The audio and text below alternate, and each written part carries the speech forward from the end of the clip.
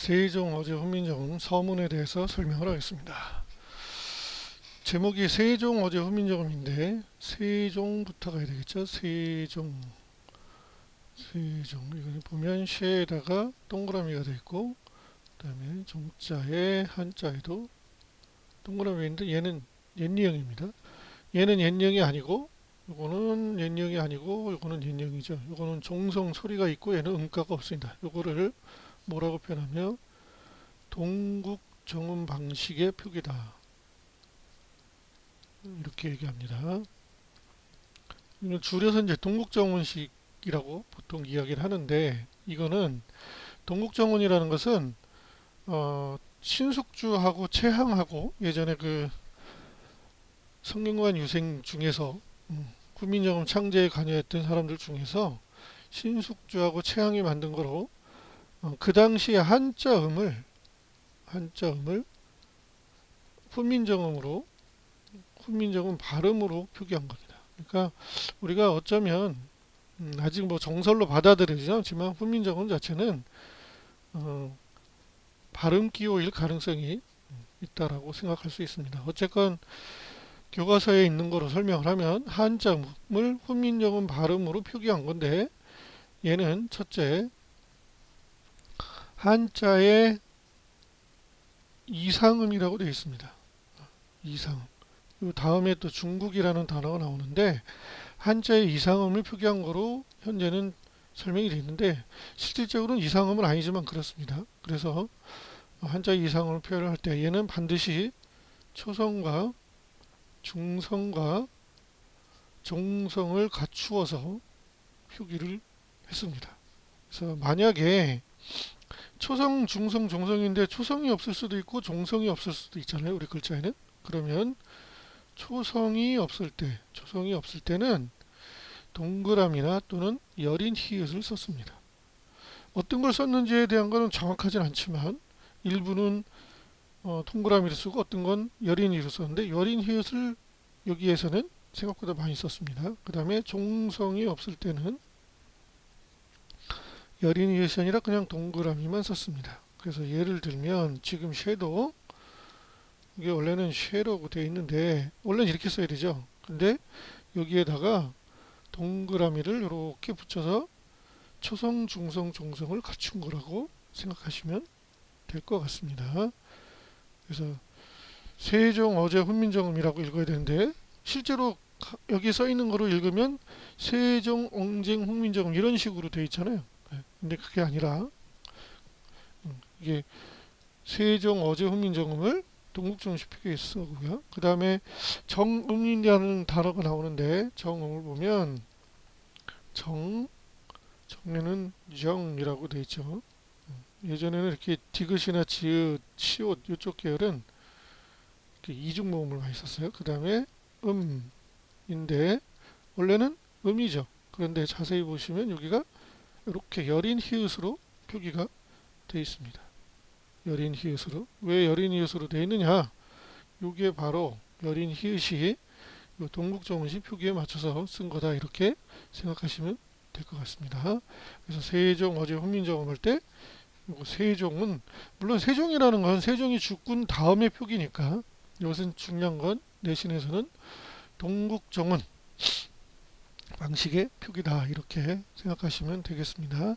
뒤에 나오는 한자들 중에서도 중국 한자로 써 있는 건 전부 다 동국정원식 표기예요. 자, 그래서 세종 임금께서 지으신 훈민정음이다. 백성을 가르치는 바른 소리다. 훈민정음은 백성을 가르치는 바른 소리 이렇게 되어 있습니다. 훈민정음. 근데 여기서 분명히 여린이시 써 있다 그랬어요. 그래서 백성을 가르치는 바른 소리다. 이렇게 우리는 알고 있는 거죠. 근데 나중에 얘는 바로 뭐라고 표현을 했냐면 언문이라고 썼습니다. 언문. 언이라는 것은 어, 인간의 폐를 통해서 나오는 모든 소리를 문자, 글자로 썼다 이런 뜻이고 그 다음에 나중에는 암클이라고도 불렀고요. 그리고 나중에 가서 한글이라는 이름이 붙은 겁니다. 암클이라는 건 이제 아녀자들이 있었다 이런 의미로 갔는데 뭐 꼭 그런 건 아니에요. 자, 이제 한글 본문을 본격적으로 들어가 보겠습니다. 나란 말씀이 중국에 달아 문자로 서로 삼아 떼아니할세. 나랏 말씀이 이렇게 돼 있는데 나란 말씀이가 아니라 원래는 말씀이죠. 말씀이 이렇게 되는 거죠. 여기 아래 하라고요. 얘는 나라의 말이 라는 뜻입니다. 나라의 말이. 지금은 말씀이라고 쓰지만 옛날엔 말이. 옛날에 말씀이고 지금이 말이죠. 그래서 요거는 15세기는 앞으로 중세를 나타냅니다. 중세. 이때는 나랏하고 반치음을 쓰고 그 다음에 말씀이라고 이렇게 썼을 거예요. 왜냐면 여기서의 반치음은 그때 당시에는 여기서 아도 모음이고 미음도 울림소리라서 이 전의 영상에서 보면 울림소리 현상이 일어나면 시옷을 반치음으로 바꾸는 것 때문에 이렇게 썼을 거라고 생각을 할 수 있습니다. 실질적으로 그 전의 표기에는 이렇게 되어 있는 것들이 있습니다. 자, 여기서 이제 그 다음에 말씀이는 말씀에다가 플러스 2가 되어 있는 건데 연철이 되기 때문에 말씀이 이렇게 된 거죠. 여기서 보면 종성이 있어서 여기는 2가 왔습니다. 앞에서 설명한 거에서 종성이 있기 때문에 온 겁니다. 그래서 나란 말씀이 중국인데 중을 뭐라고 써면 둥이라고 써 있어요. 여기도 옛령이 있는 겁니다. 국.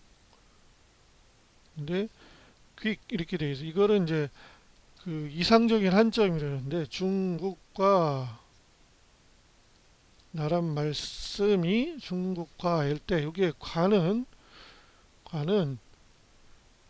중국과에서 비교를 나타내는 비교 부사어 자격조사로 봅니다. 그래서 비교 부사어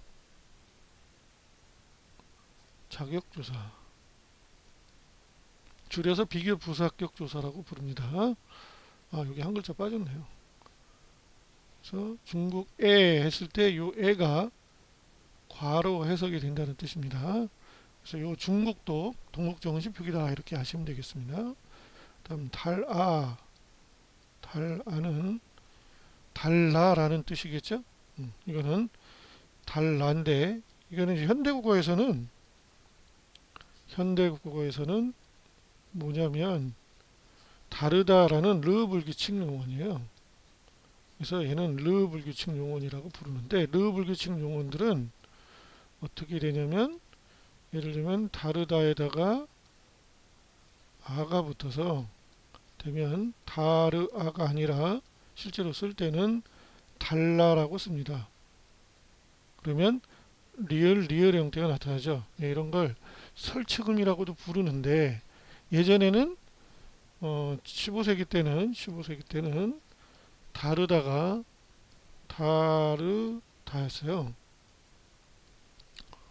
뭐 다는 기본형을 맞추는 거니까. 그래서 여기에 아가 붙었는데 얘는 특이하게 그대로 연철이 아니라 분철을 썼습니다.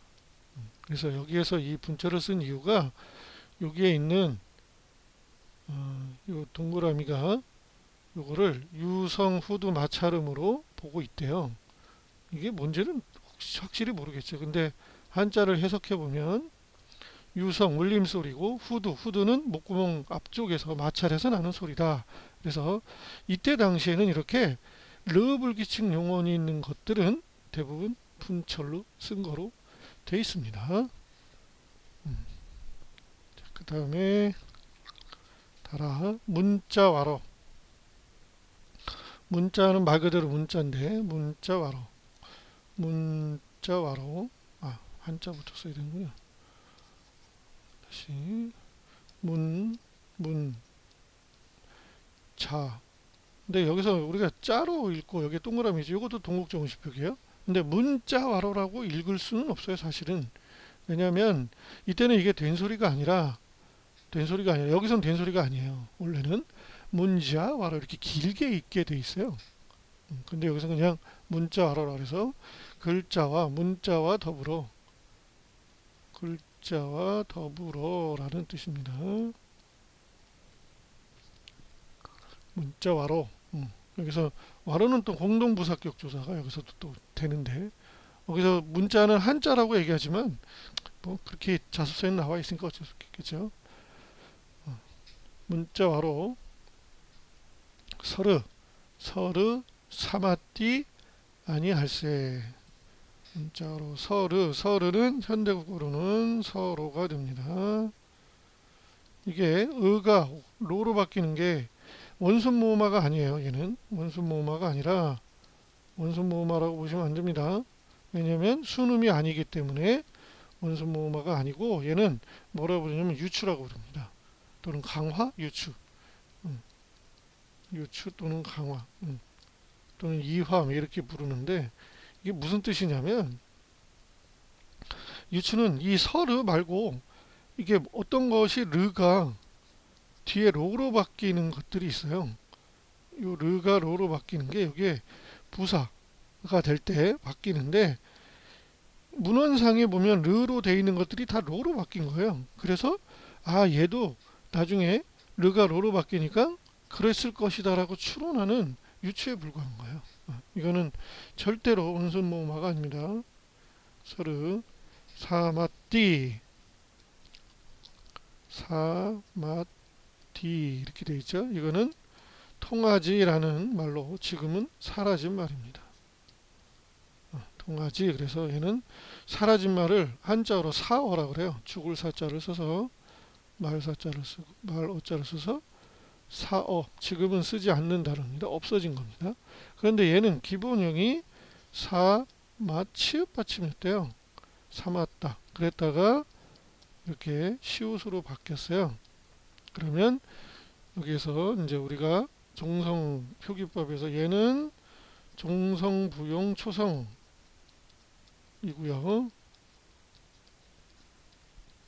얘는 팔종성 가족용법입니다.